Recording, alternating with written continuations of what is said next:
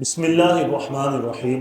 آج سے 15 سال پہلے لیبیا کی صورتحال کچھ اس طرح تھی۔ تعلیم فری تھی، بجلی، گیس، پانی بالکل فری تھا۔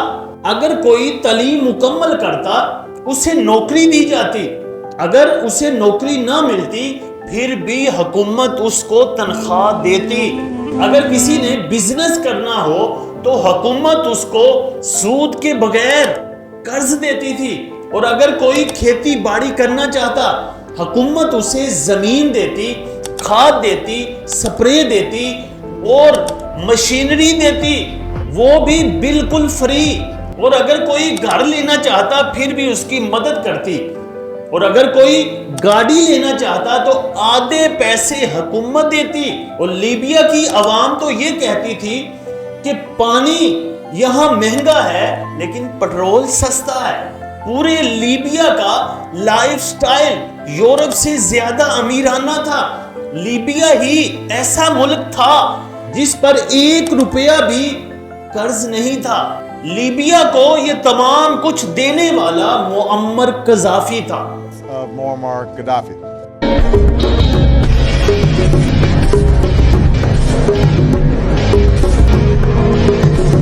معمر قذافی 7 جون 1942 کو لیبیا کے صحرا میں پیدا ہوا۔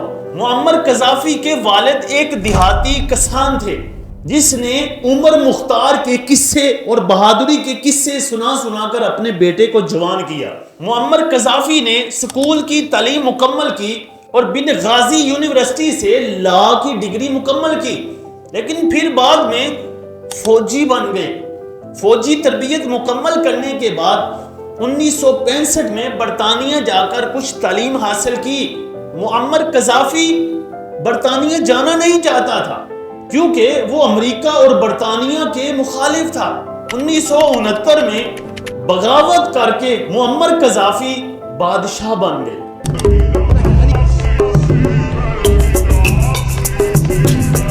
اس سے پہلے لیبیا کا حکمران ادریس تھا، وہ باہر گیا، انہوں نے بغاوت کی، کسی بندے کو قتل نہیں کیا اور حکومت سنبھال لی۔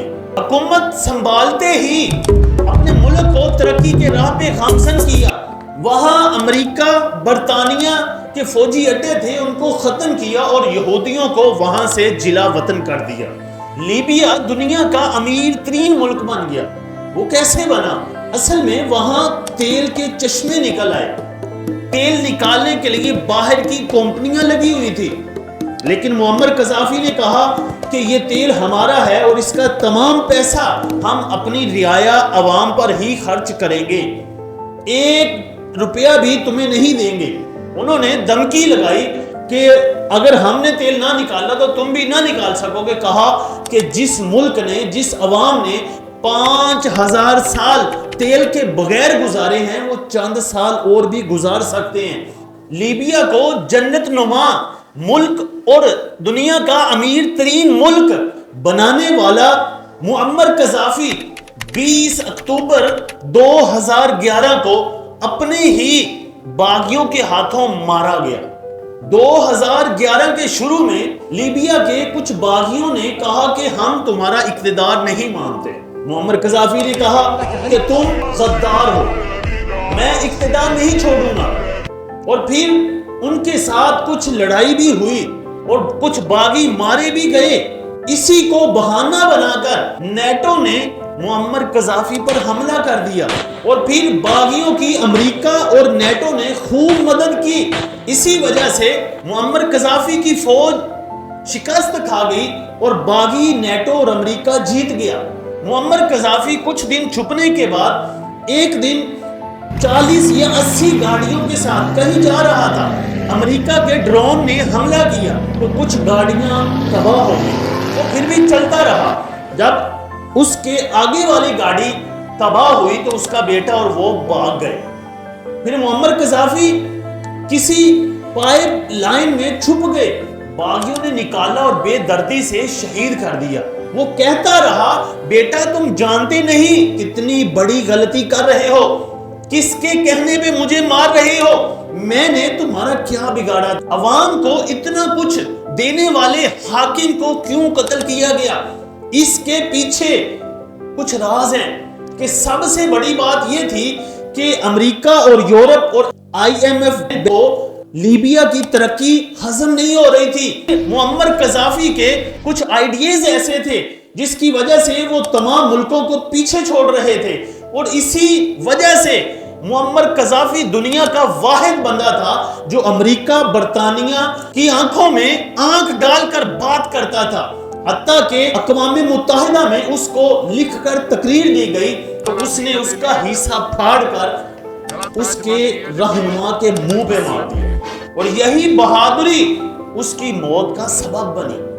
کہتے ہیں کہ بہادر جلد ہی موت کی گھاٹ اتار دیے جاتے ہیں. اور ایک اور سبب جو اس کی موت کا سبب بنا وہ یہ تھا کہ معمر قذافی چاہتا تھا اور کہتا بھی تھا کہ تیل کی ڈیل سونے کے دینار رشین کرنسی روپیے کے ساتھ ہوگی نہ کہ ڈالر کے ساتھ, جس کی وجہ سے ڈالر کی قیمت کم ہو رہی تھی تو ساتھ ہی امریکہ کی قیمت بھی کم ہو رہی تھی. اور یہ بھی کہا جاتا ہے انہی شرائط کے ساتھ چائنا, روس اور بھارت کے ساتھ بہت بڑی تیل کی ڈیل ہو رہی تھی جس کی وجہ سے ڈالر کی قیمت انتہائی گر جانی تھی. اور اسی پر ہیلری کلنٹن کی ای میل بھی لیک ہوئی تھی جس میں یہ تھا کہ امریکہ اور فرانس نے مل کر سونے کی کرنسی پر خرید و فروخت کو روکا, اور یہی امریکہ کی ہیلری کلنٹن معمر قذافی کی موت پر ہنستی تھی اور کہتی تھی ہم آئے, ہم نے دیکھا اور وہ مر گیا. اور سب سے بڑا سبب معمر قذافی کی موت کا اس کا ایک دعویٰ اور ایک تقریر بنی, وہ یہ تھی جس میں اس نے مسلم ممالک کو کہا کہ ہم اکٹھے ہو جائیں, اگر ہم اکٹھے نہ ہوئے تو امریکہ ہمیں کھا جائے گا, شام, فلسطین, افغانستان, عراق کی طرح ہم سب کو ختم کر دے گا. اور اس پہ چند ممالک نے جمع ہو کر یقین بھی دلایا کہ ہم امریکہ کے خلاف ضرور جمع ہوں گے, لیکن جو اس اجلاس میں جمع ہوئے وہ تمام کے تمام لیڈر امریکہ نے مروا دیے. معمر قذافی نے جب حکومت سنبھالی, صدر صدام حسین نے ایران پر حملہ کیا تو معمر قذافی نے کہا کہ تم مسلمانوں کو مار رہے ہو, یہ اچھا نہیں کر رہے. لیکن جب امریکہ نے صدام حسین پر حملہ کیا اس وقت تمام ساتھ چھوڑ گئے, تو اس وقت معمر قذافی نے ہی صدام حسین کا ساتھ دیا تھا اور عربوں کو اکٹھا کر کے کہا تھا کہ اگر ہم آج صدام حسین کے ساتھ کھڑے نہ ہوئے تو ایک ایک کر کے ہم سب کو مار دیا جائے گا. پھر اس کی یہ بات سچ ہوئی, بے شمار لیڈروں کو مار دیا گیا. صدام حسین کی اتنی حمایت کی کہ اپنی بیٹی کو عراق اس کا کیس لڑنے کے لیے بھیجا. امریکہ اور اقوام متحدہ یہی چاہتی ہے کہ مسلمان اکٹھے نہ ہو جائیں, جمع ہو گئے, ان کے پاس طاقت آ گئی تو یہ تو ہمیں ختم کر دیں گے. معمر قذافی لیبیا والوں کو کہتا تھا کہ اگر میں گیا تو اپنے ملک کی شان و شوکت بھی ساتھ لے جاؤں گا. پھر ایسا ہی ہوا. 2011 کے بعد آج تک وہاں ویسی شان و شوکت نہیں رہی, حتیٰ کہ آج لیبیا 3 حصوں میں بٹ گیا ہے. ایک پر جمہوری حکومت ہے, تیل کے اڈوں پر فوجی حکومت ہے, اور ایک پر کسی کافر ملک کی حکومت ہے.